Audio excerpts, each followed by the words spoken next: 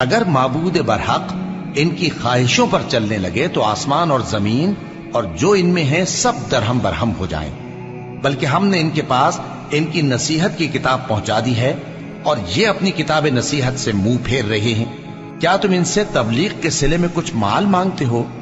تو تمہارے پروردگار کا دیا ہوا مال بہت اچھا ہے اور وہ سب سے بہتر رزق دینے والا ہے، اور تم تو ان کو سیدھے راستے کی طرف بلاتے ہو، اور جو لوگ آخرت پر ایمان نہیں لاتے وہ راستے سے الگ ہو رہے ہیں۔ اور اگر ہم ان پر رحم کریں اور جو تکلیفیں ان کو پہنچ رہی ہیں وہ دور کر دیں تو یہ اپنی سرکشی پر اڑے رہیں اور بھٹکتے پھریں، اور ہم نے ان کو عذاب میں بھی پکڑا تو بھی انہوں نے اللہ کے آگے عاجزی نہ کی، اور یہ عاجزی کرتے ہی نہیں، یہاں تک کہ جب ہم نے ان پر عذاب شدید کا دروازہ کھول دیا تو اس وقت وہاں نا امید ہو گئے۔ اور وہی تو ہے جس نے تمہارے کان اور آنکھیں اور دل بنائے لیکن تم کم ہی شکر کرتے ہو، اور وہی تو ہے جس نے تم کو زمین میں پیدا کیا اور اسی کی طرف تم سب جمع ہو کر جاؤ گے، اور وہی ہے جو زندگی بخشتا اور موت دیتا ہے، اور رات اور دن کا بدلتے رہنا اسی کا تصرف ہے۔ کیا تم سمجھتے نہیں؟ بات یہ ہے کہ جو بات اگلے کافر کہتے تھے اسی طرح کی بات یہ کہتے ہیں کہ جب ہم مر جائیں گے اور مٹی ہو جائیں گے اور ہڈیوں کے سوا کچھ نہ رہے گا تو کیا ہم پھر اٹھائے جائیں گے؟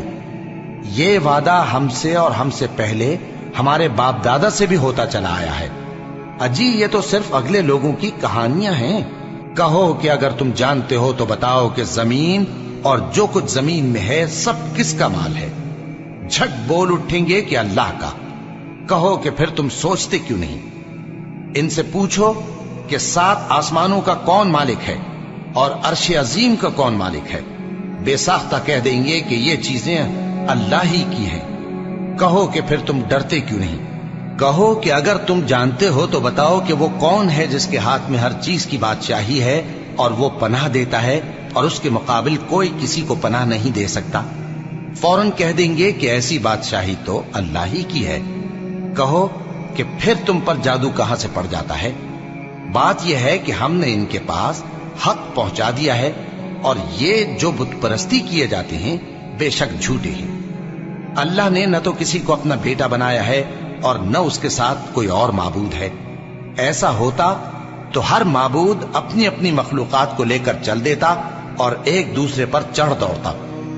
یہ لوگ جو کچھ اللہ کے بارے میں بیان کرتے ہیں اللہ اس سے پاک ہے، وہ پوشیدہ اور ظاہر کو جانتا ہے، اور مشرک جو اس کے ساتھ شریک ٹھہراتے ہیں اس کی شان اس سے بلند ہے۔